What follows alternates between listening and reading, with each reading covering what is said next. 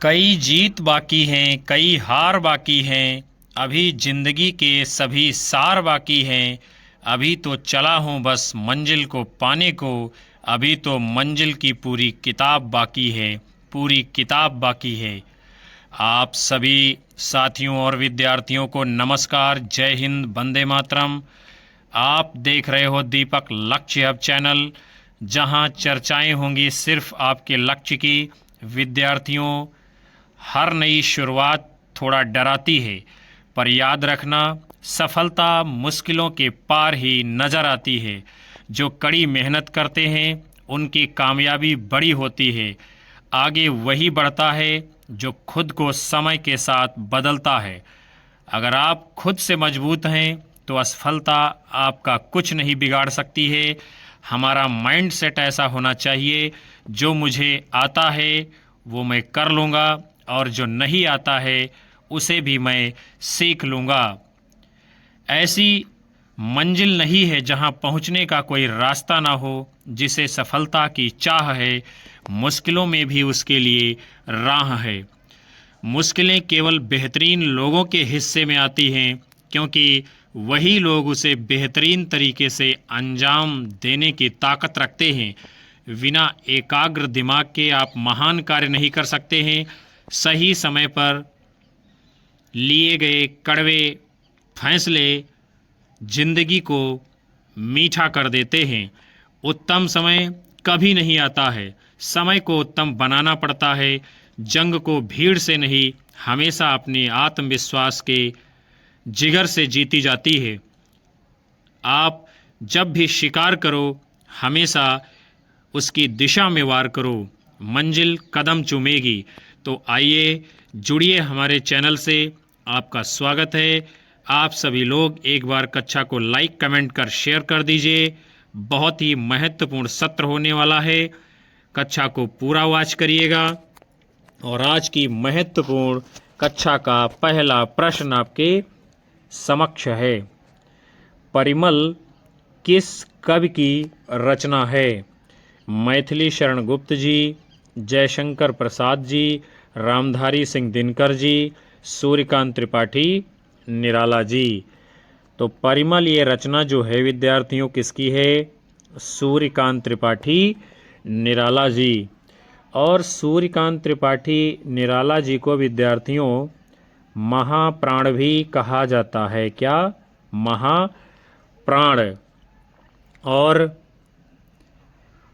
परिमल प्रमुख छायावादी साहित्यकार सूर्यकांत त्रिपाठी निराला जी के द्वारा रची गई रचना किस कालखंड में आती है? तो इसको जो है प्रगतिवादी विचारधारा में गिना जाता है। इसके अतिरिक्त अनामिका, गीतिका, तुलसीदास, राम की शक्ति पूजा इनकी अन्य प्रमुख रचनाएं हैं। और जयद्रथ वध, पंचवटी, झंकार, साकेत महाकाव्य, यशोधरा, द्वापर, विष्णुप्रिया, ये सभी रचनाएं मैथिली शरण गुप्त जी की हैं। जयशंकर प्रसाद जी ने भी बहुत ही शानदार काव्य कृतियाँ लिखी हैं, जैसे कि झरना, आंसू, लहर, कामायनी इत्यादि। कामायनी ये जो है महाकाव्य है। रामधारी सिंह दिनकर जी की प्रमुख रचनाएं हैं, जैसे कि रेणुका, प्रणभंग, हुंकार, रसवंती, रसमृथि, कुरुक्षेत्र, उर्वशी, नील कुसुम, संस्कृत के 4 अध्याय। हम लोग चलेंगे आगे। आपका अगला प्रश्न है, जयशंकर प्रसाद की कामायनी की भाषा कौन सी है? आपको जो है बताना है। सधुक्कड़ी, अवधी, ब्रजभाषा, खड़ी बोली। तो जयशंकर प्रसाद की कामायनी की भाषा कौन सी है विद्यार्थियों? तो वो है आपकी खड़ी बोली।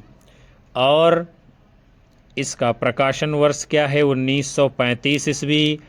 इसमें 15 सर्ग हैं और इसको महाकाव्य की श्रेणी में रखा जाता है।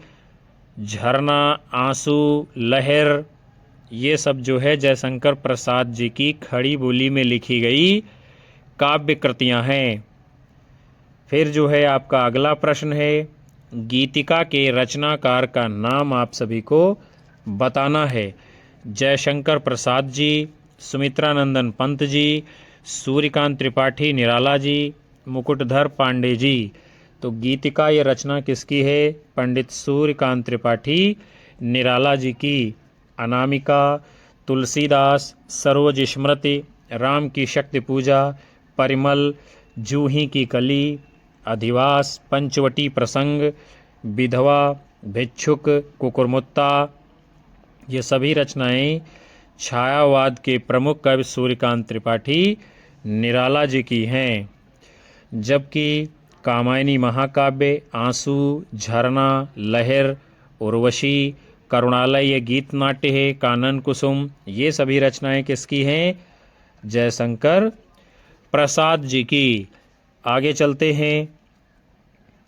ग्रंथ वीणा, पल्लव, गुंजन, ग्राम्या, युगांत, चिदंबरा, लोकायतन, ये सभी रचनाएं प्रकृति के सुकुमार कवि सुमित्रानंदन पंत जी की हैं।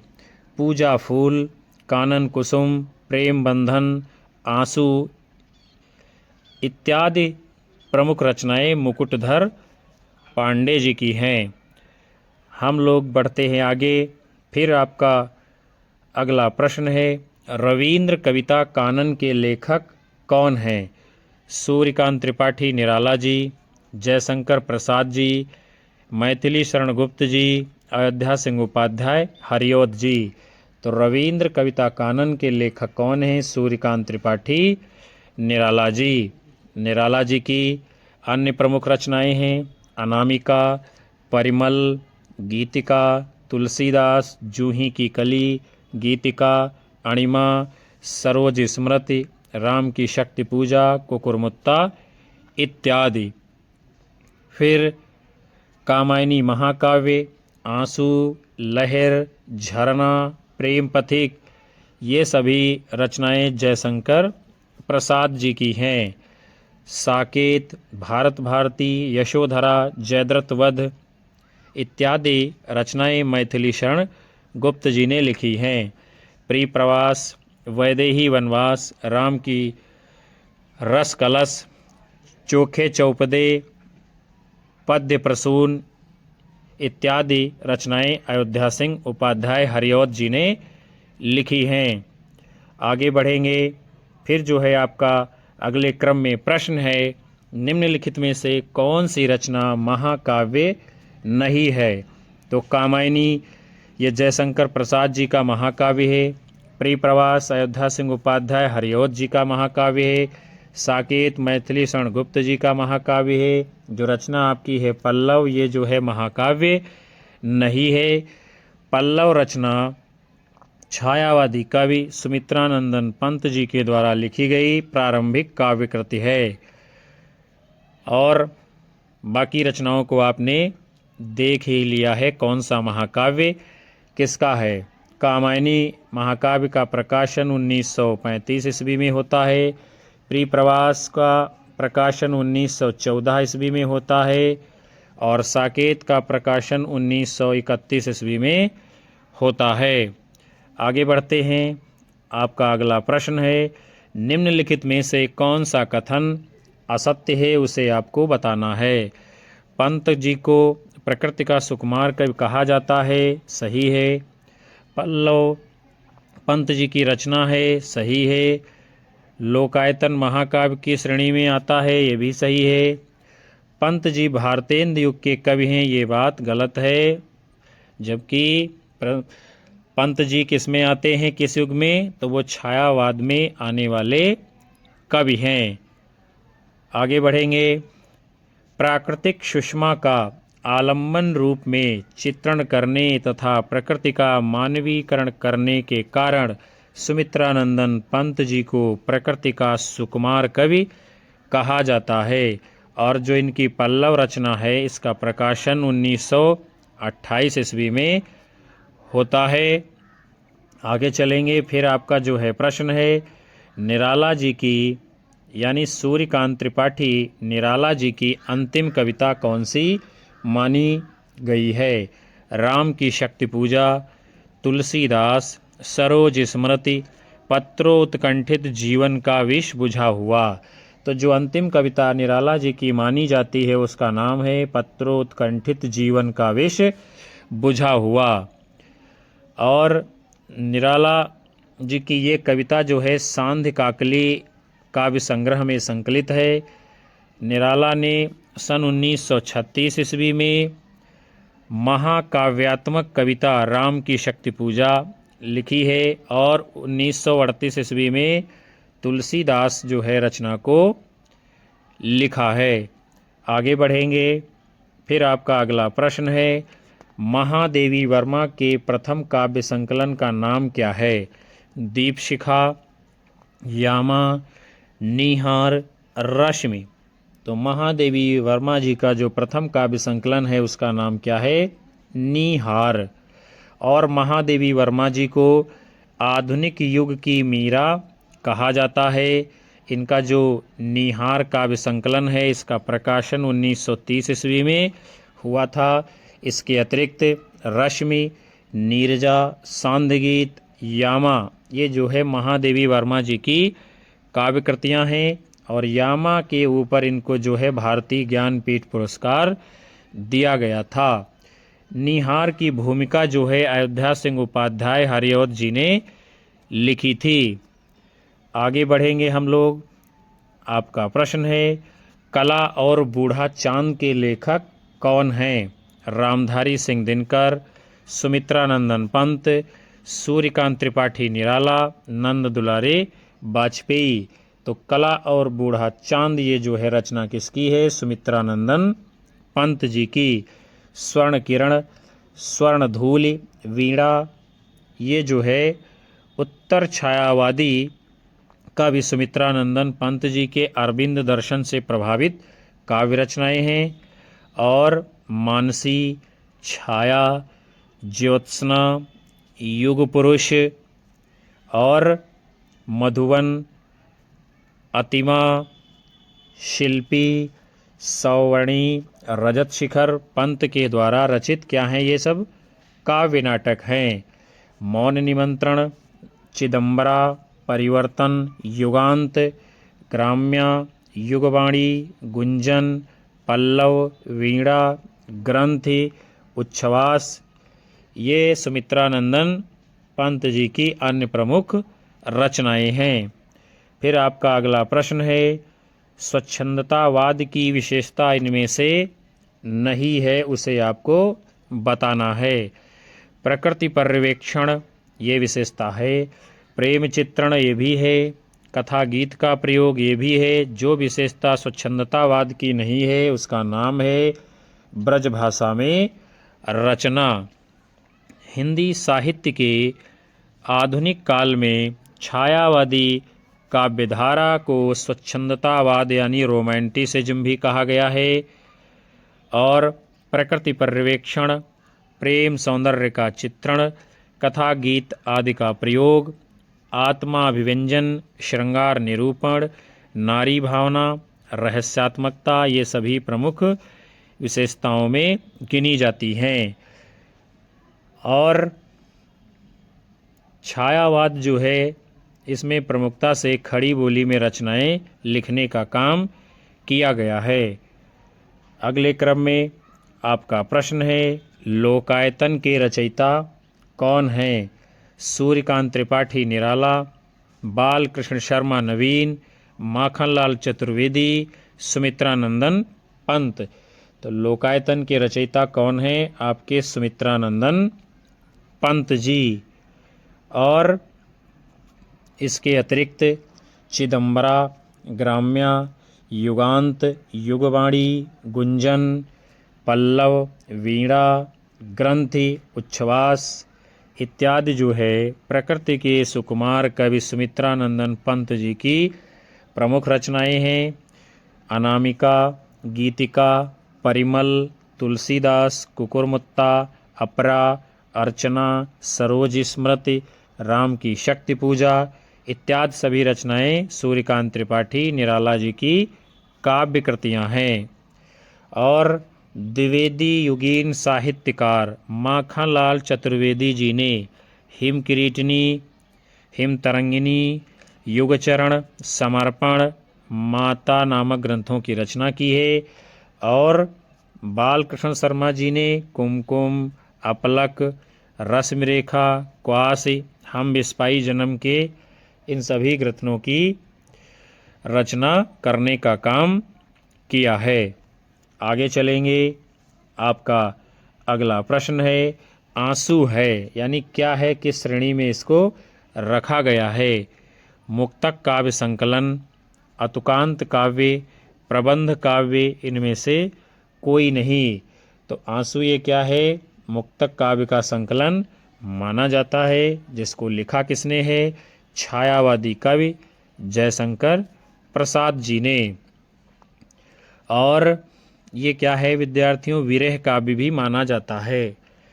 कामायनी जयशंकर प्रसाद जी के द्वारा छायावाद में लिखा गया महाकाव्य है और अपने युग की यह श्रेष्ठतम कृति मानी गई है। झरना, लहर, उर्वशी ये चंपू काव्य है। करुणालय गीत नाट्य है। प्रेम पथिक, कानन कुसुम, महाराणा का महत्व इत्यादि रचनाएं जयशंकर प्रसाद जी की हैं। आगे चलते हैं। फिर आपका जो है अगला प्रश्न है उर्मिला किसका प्रबंध काव्य है। नरेंद्र शर्मा, रामेश्वर शुक्लांचल, बालकृष्ण शर्मा नवीन, इनमें से कोई नहीं। तो उर्मिला प्रबंध काव्य के रचयिता कौन है, बालकृष्ण शर्मा नवीन जी। और उर्मिला जो है छायावाद युग के राष्ट्रीय सांस्कृतिक काव्यधारा के प्रमुख कवि बालकृष्ण शर्मा जी के द्वारा रचित काव्य ग्रंथ है। कुमकुम, अपलक, रश्मिरेखा, क्वास, हम बिस्पाई जन्म के, प्राणार्पण, विनोबा स्तवन इत्यादि रचनाएं जो है बालकृष्ण शर्मा नवीन जी की मानी गई हैं। छायावाद युग के अन्य कवि नरेंद्र शर्मा की प्रसिद्ध काव्य कृतियां हैं पलाश वन और प्रवासी के गीत। आगे बढ़ते हैं। फिर जो है आपका प्रश्न है कविता में रहस्य दर्शन से परिपूर्ण अत्यंत भावुकता भरी रचनाएं करने वाला जो रचनाकार अपने रेखा चित्रों में अत्यंत स्पष्ट एवं यथार्थ चित्रणकर्ता के रूप में प्रकाशित हुआ है उसका नाम क्या है। जयशंकर प्रसाद, महादेवी वर्मा, रामवृक्ष बेनीपुरी, विष्णु प्रभाकर।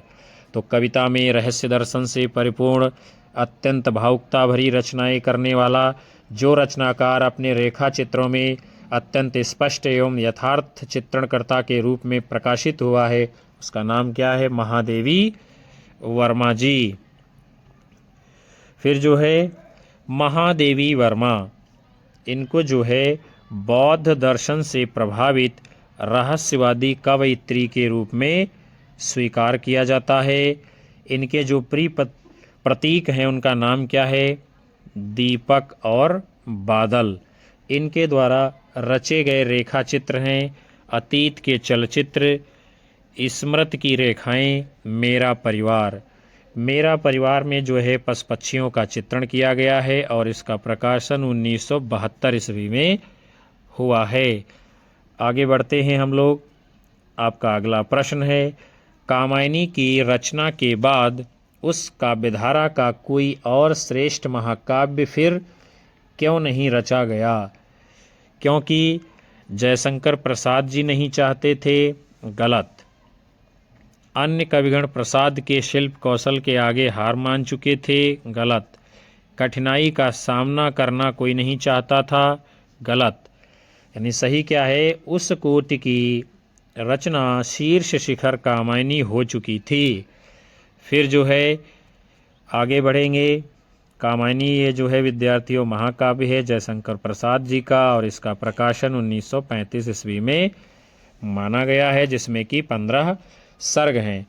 आपका अगला प्रश्न है यदि श्रद्धा और मन अर्थात मनन के सहयोग से मानवता का विकास रूपक है तो बड़ा भावमय और श्लाघ्य है।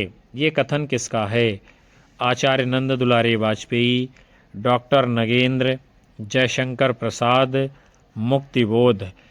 तो यदि श्रद्धा और मन अर्थात मनन के सहयोग से मानवता का विकास रूपक है तो बड़ा ही भावमय और श्लाघ्य है। ये कथन जो है स्वयं जयशंकर प्रसाद जी का है, जो कि कामायनी महाकाव्य के बारे में कहा गया है। हम लोग आगे बढ़ते हैं। आपका अगला प्रश्न है, क्या है? प्रकृति का जो सूक्ष्म चित्रण सुमित्रानंदन पंत जी की कविताओं में मिलता है वैसा अन्यत्र क्यों नहीं मिलता है? चलिए देखते हैं। प्रकृति निरीक्षण का सुअवसर उसके प्रति समर्पित मनोभाव और किसी कवि ने नहीं किया है, यानी ये सही है। पंत जी को आलमोड़े में बचपन बिताने तथा युवा अवस्था में इलाहाबाद में रहने का जो अवसर मिला था वैसा किसी दूसरे को नहीं मिला, गलत बात है। प्रकृति चित्रण करने की अपेक्षा विचारधाराओं का विश्लेषण करना श्रेष्ठ है, गलत है। प्रकृति चित्रण में कथा वस्तु को पिरोने की गुंजाइश कम होना, ये भी गलत है। यानी प्रकृति का जो सूक्ष्म चित्रण सुमित्रानंदन पंत जी की कविताओं में मिलता है वैसा अन्यत्र क्यों नहीं मिलता है? तो आपका सही उत्तर क्या है? विकल्प कौन सा? ए, अर्थात प्रकृति निरीक्षण का सुअवसर और उसके प्रति समर्पण मनोभाव किसी और कवि में नहीं आ सका था। आगे चलते हैं।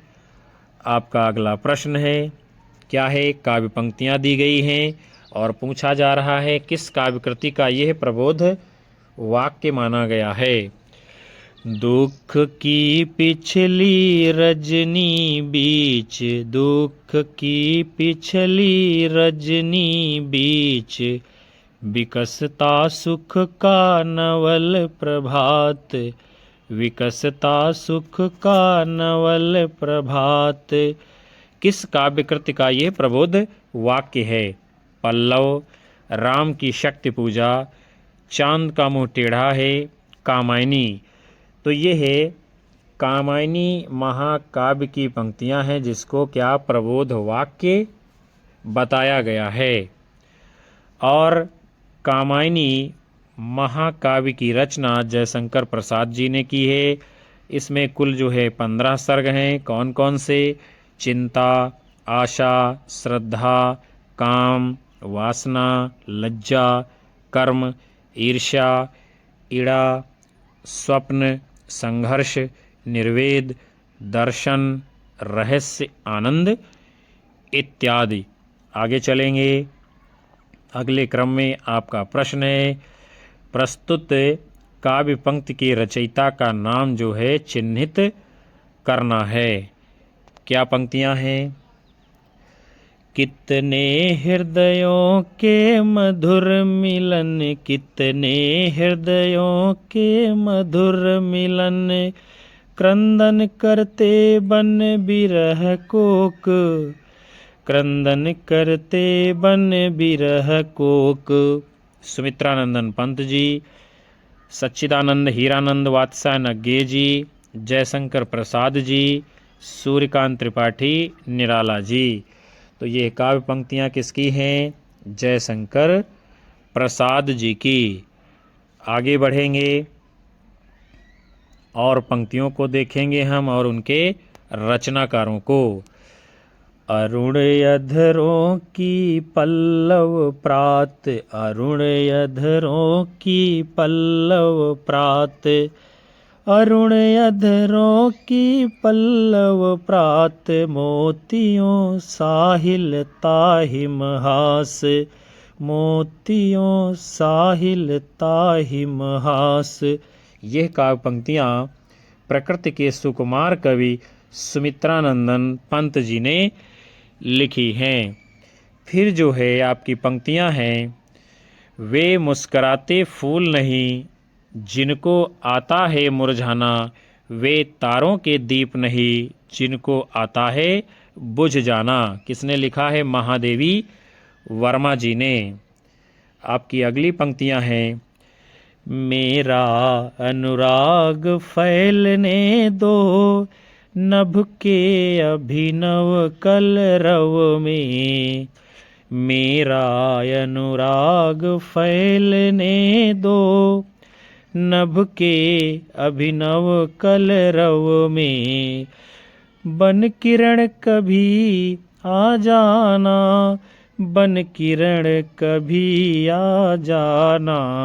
किसकी पंक्तियां हैं विद्यार्थियों? जयशंकर प्रसाद जी की। फिर जो है आपकी पंक्तियां हैं, होगी जय हे पुरुषोत्तम नवीन, कह महाशक्ति राम के बदन में हुई लीन। ये काव्य पंक्तियां राम की शक्ति पूजा कविता से सूर्यकांत त्रिपाठी निराला जी की हैं। आगे चलते हैं। फिर जो है आपका प्रश्न है, असत्य कथन को जो है आपको चिन्हित करना है, बताना है इनमें से कौन सा सही नहीं है। श्रद्धा कामायनी का तीसरा सर्ग है, यानी क्या है? यह बात सही है। राम की शक्ति पूजा राम कथा से संबंधित रचना है, ये भी बात सही है। कुकुरमुत्ता में छायावादी शब्दावली का निषेध है, ये भी बात सही है, यानी कि कुकुरमुत्ता ये निराला जी की प्रगतिवादी विचारधारा से प्रभावित रचना है। फिर जो है गलत क्या है, वो है आपका विकल्प डी, अंधेरे में कविता चांद का मुंह टेढ़ा काव्य संकलन में संकलित नहीं है। आगे बढ़ेंगे हम, क्या है, यानी जो अंधेरे में मुक्तिबोध जी की, यह क्या है विद्यार्थियों? एक तो लंबी कविता है जो कि चांद का मुंह टेढ़ा कविता संग्रह में संकलित है, और उसमें भूल गलती, ब्रह्म राक्षस, लकड़ी का रावण, डूबता चांद, मुझे पुकारती हुई पुकार, मुझे याद आते हैं, मुझे मालूम नहीं, ये सभी कविताएं इसी चांद का मुंह टेढ़ा में संग्रहित हैं, जो कि है किसकी? गजानन माधव मुक्तिबोध जी की। आगे बढ़ेंगे हम। अगले क्रम में आपका प्रश्न क्या है, हिंदी गद्य में जब प्रगतिशीलता से प्रेरित रचनाएं हो रही थी तब कविता में छायावाद अपने शिखर पर था। उस विशेष काल की एक उत्कृष्ट काव्यकृति थी, उसका जो है आपको नाम बताना है। पल्लव, साकेत, जौहर, परिमल। तो हिंदी गद्य में जब प्रगतिशीलता से प्रेरित रचनाएं हो रही थी तब कविता में छायावाद अपने शिखर पर था। उस विशेष काल की जो उत्कृष्ट काव्यकृति है उसका नाम क्या है? विकल्प ए, पल्लव। किसने लिखा है इसको? सुमित्रानंदन पंत जी ने, और इसका प्रकाशन जो है 1928 ईस्वी में होता है, और इसकी भूमिका को जो है क्या है? छायावाद का घोषणा पत्र कहा गया है, यानी कि मैनिफेस्टो माना गया है। फिर जो है हम आगे बढ़ेंगे। पल्लव में सुमित्रानंदन पंत की सबसे कलात्मक जो है 32 कविताएं संग्रहित की गई हैं। अगले क्रम में जो है आपका प्रश्न है, सुमित्रानंदन पंत की किस रचना को छायावाद का मैनिफेस्टो कहा जाता है? यानी गुंजन, पल्लव, ग्राम्या, लोकायतन। तो सुमित्रानंदन पंत जी की जिस रचना को छायावाद का मैनिफेस्टो अर्थात घोषणा पत्र कहा जाता है उसका नाम क्या है? पल्लव। इसका प्रकाशन 1928 ईस्वी में हुआ है, और उच्छ्वास 1920 ईस्वी में सुमित्रानंदन पंत जी की प्रथम छायावादी रचना स्वीकार की जाती है। गुंजन का प्रकाशन 1932 ईस्वी में होता है, ग्राम्या का प्रकाशन 1940 ईस्वी में, लोकायतन का प्रकाशन 1964 ईस्वी में होता है। और पंत जी को प्रकृति का सुकुमार कवि, प्रकृति का राजकुमार कवि, संवेदनशील इंद्रियबोध का कवि इत्यादि नामों से पुकारा गया है।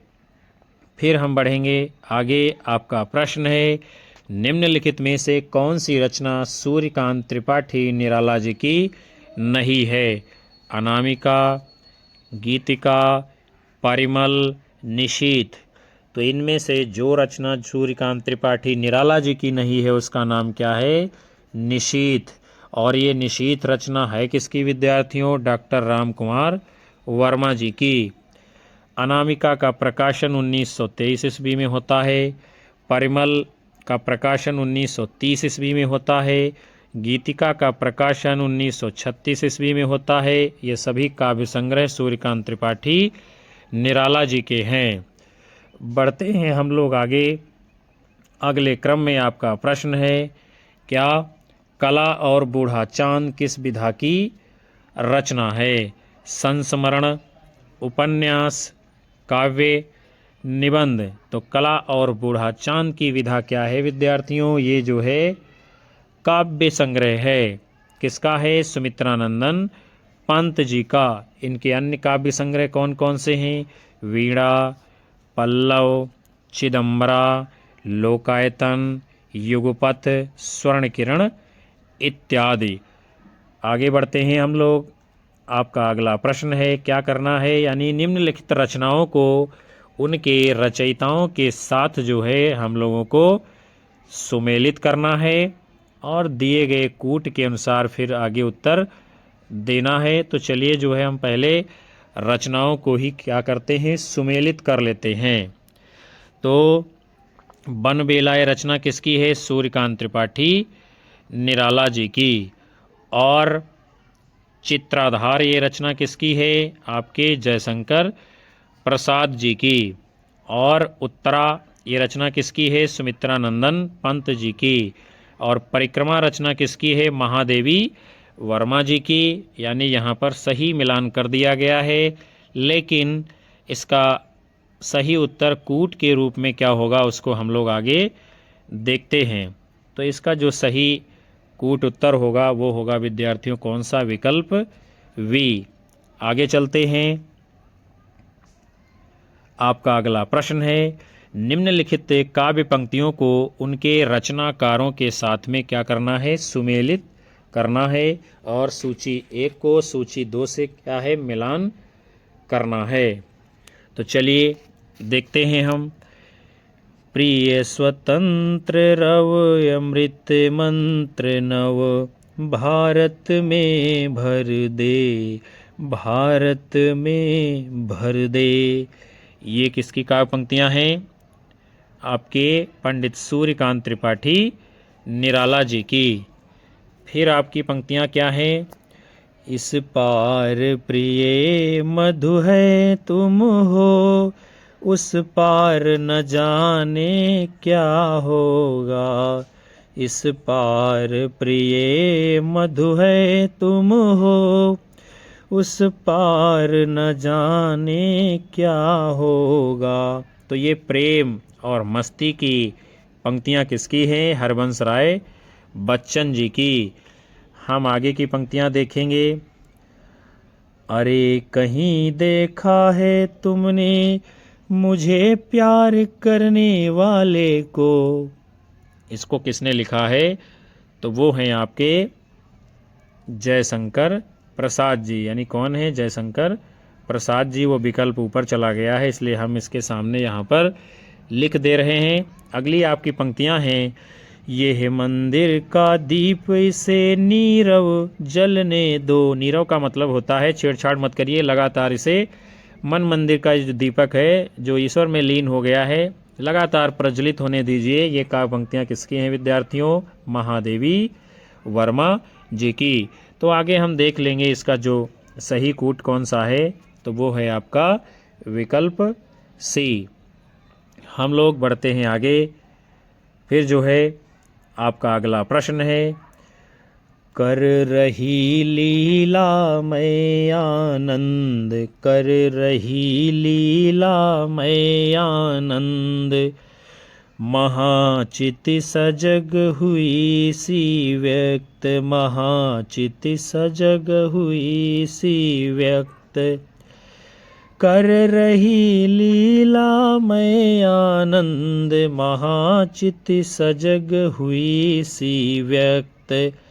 विश्व का उन्मीलन अभिराम इसी में, सब होते अनुरक्त इसी में, सब होते अनुरक्त। ये काव्य पंक्तियाँ कामायनी के किस सर्ग से ली गई हैं? चिंता, आशा, श्रद्धा, लज्जा। तो ये काव्य पंक्तियाँ जो है विद्यार्थियों कामायनी महाकाव्य के श्रद्धा सर्ग से ली गई हैं, जिसको लिखा किसने है? जयशंकर प्रसाद जी ने। इसका प्रकाशन 1935 ईस्वी में होता है और इसमें कुल 15 सर्ग हैं। आगे चलते हैं। आपका अगला प्रश्न है, लिखता अबाध गति मुक्त छंद, पर संपादक गण निरानंद, वापस कर देते पढ़ सत्वर, दे एक पंक्ति दो में उत्तर। इन पंक्तियों में निराला संपादकों द्वारा किसकी रचनाओं के वापस किए जाने की बात कर रहे हैं? सुमित्रानंदन पंत की, जयशंकर प्रसाद की, अपनी महादेवी वर्मा की। तो इसमें क्या है, स्वयं निराला अपने बारे में लिखते हैं कि जो उनकी रचनाएं होती थी उनको संपादक गण अपनी पत्रिकाओं में छापने से इनकार कर देते थे, क्योंकि मुक्त छंद में ये लिखने की शुरुआत कर चुके थे। जैसे कि जूही की कली, ये कविता इनकी बड़ी प्रसिद्ध रही है। इसका प्रकाशन 1916 ईस्वी में होता है। इसको निराला की पहली कविता माना जाता है और इसके ऊपर अश्लीलता का आरोप लगाते हुए सरस्वती पत्रिका के उस समय के तत्कालीन संपादक महावीर प्रसाद द्विवेदी जी ने वापस कर दिया था, अर्थात जो है छापने से इनकार कर दिया था। आगे चलते हैं। आपका अगला प्रश्न है, राम की शक्ति पूजा कविता का प्रारंभ किससे होता है? राम रावण के प्रखर युद्ध के वर्णन से, राम के पूजा में बैठने से, राम सीता के उदात्त प्रेम से, दुर्गा की उपासना से। तो राम की शक्ति पूजा कविता का प्रारंभ जो है राम और रावण के प्रखर युद्ध के वर्णन से शुरू होता है। इसका प्रकाशन 1936 ईस्वी में हुआ है। और राम की शक्ति पूजा ये कविता किसकी है? पंडित सूर्यकांत त्रिपाठी निराला जी की। हम बढ़ेंगे आगे। फिर जो है आपका अगला प्रश्न है, रचनात्मक फलक पर विद्रोही और क्रांतिकारी छवि के रूप में किस रचनाकार की पहचान होती है? सुमित्रानंदन पंत, जयशंकर प्रसाद, महादेवी वर्मा, सूर्यकांत त्रिपाठी निराला। तो रचनात्मक फलक पर विद्रोही और क्रांतिकारी छवि के रूप में किसकी पहचान हुई है? पंडित सूर्यकांत त्रिपाठी निराला जी की। और फिर क्या होता है,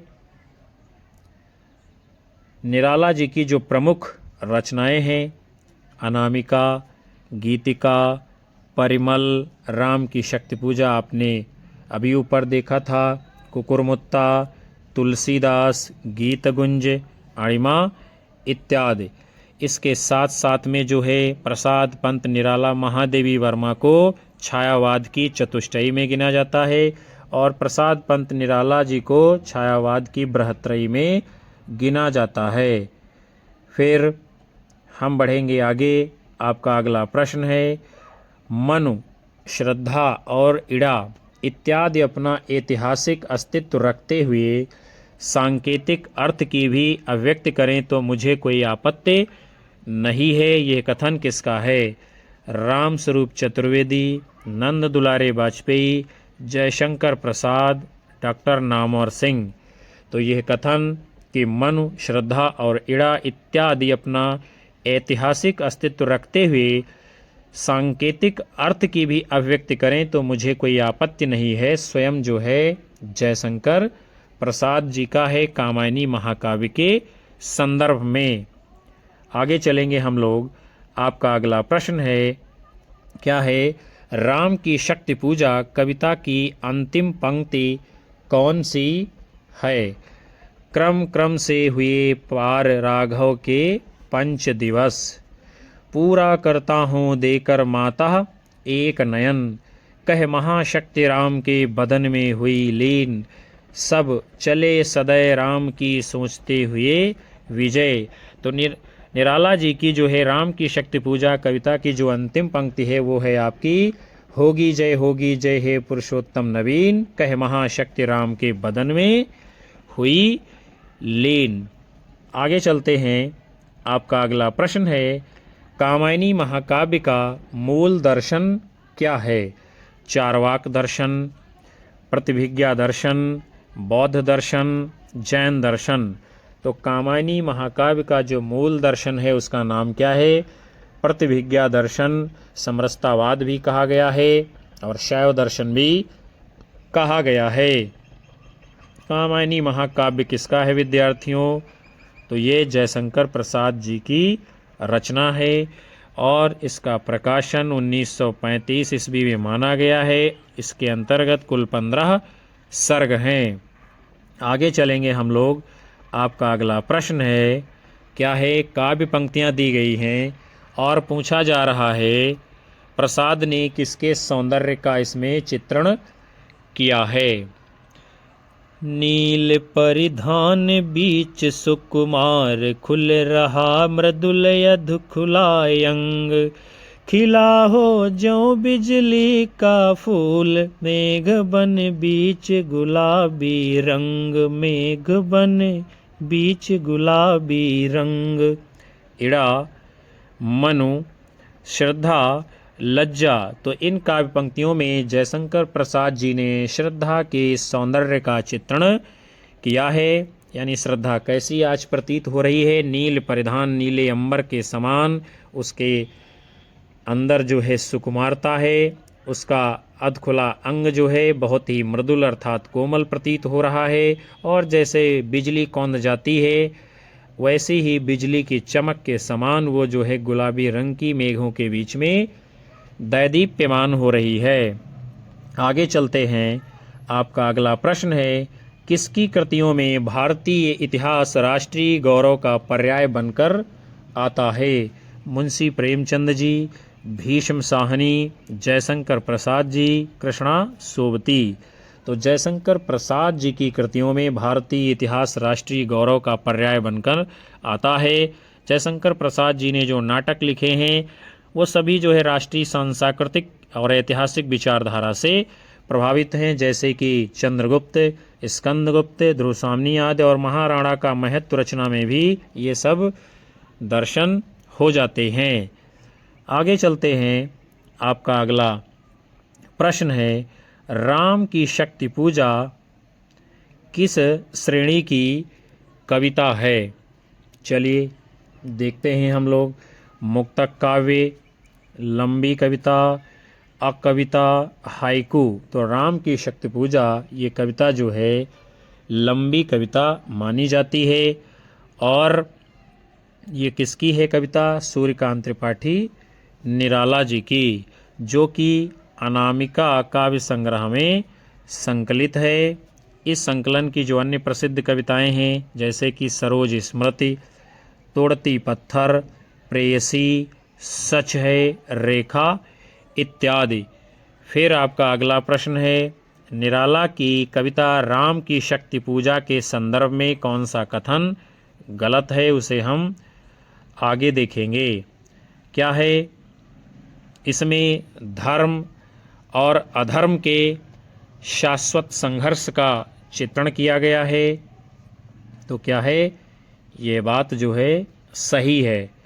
इसमें राम शक्ति की आराधना करते हैं, ये भी बात सही है। यह कविता छायावादी काव्य की उत्कृष्ट रचना मानी जाती है, ये भी बात सही है। फिर असत्य क्या है यानी गलत क्या है? तो वो है आपका विकल्प बी, यानी यह रचना मूलतः राम और सीता की प्रणय गाथा है, यानी प्रेम गाथा ये नहीं है। तो विद्यार्थियों, आज की कक्षा को हम यहीं पर समाप्त करेंगे, जिसमें आप सभी ने हिंदी साहित्य का इतिहास में आधुनिक काल के अंतर्गत छायावाद और राष्ट्रीय सांस्कृतिक काव्यधारा से संबंधित बड़े ही महत्वपूर्ण प्रश्नों की सीरीज को देखा जाना समझा। मैं उम्मीद करूंगा कि ये सत्र आपको पसंद आएगा। कक्षा को लाइक कीजिए, कमेंट करिए, अपने दोस्तों में ज़्यादा से ज़्यादा शेयर करिए और अपने साथी मित्रों को हमारे चैनल से जोड़ते रहिए। यही आपका प्यार होता है हमारे लिए, जो ऊर्जा प्रदान करता है, आत्मबल देता है, जिसके कारण हम आप सभी को लगातार जो है अगली कक्षाएं देते रहते हैं। मिलेंगे आप सभी को पुनः अगले सेशन में। तब तक के लिए आप सभी को नमस्कार, जय हिंद, वंदे मातरम, शुभ रात्रि।